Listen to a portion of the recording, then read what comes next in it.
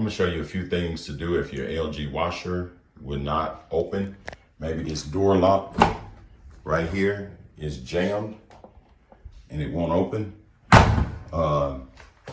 One thing you could do, you could turn this thing on and then hit the spin and go to no spin and hit start. And that is to make sure all the water is draining, because if it has some water in there, it won't allow these doors to open.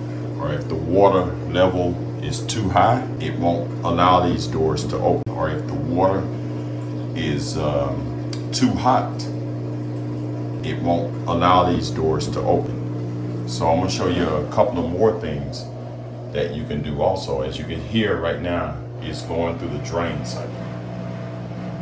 So it's draining the water. And another thing you can do, if it's not draining, you could come right here and open this, and you can take this little cap off right here and you can drain it manually. And once the drain is done, it'll go to 0 and you'll be able to open it. See, it ended, and you hear the click. You can open it now. And another thing you can do is go over here and unplug this for about 3 to 5 minutes. So once you unplug it, and after 5 minutes, it'll automatically unlock itself. Then you plug it back in after 5 minutes and you're good. And another thing you can do, if this thing is jammed, it could be this latch. You may have to push this in or just hit it one time to get it unjammed and then open it. And last but not least, I'm gonna show you another way you can open this if it won't open, if you try all those things. You can take some string, any kind of string. You probably want something smaller than this, but let me show you.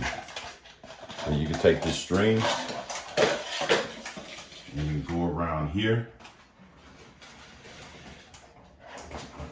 And as you can see, this string is here. And you can just pull it and it'll open it up. You can see that string, it pulls this together. So I'm gonna show you that once more. Take the string,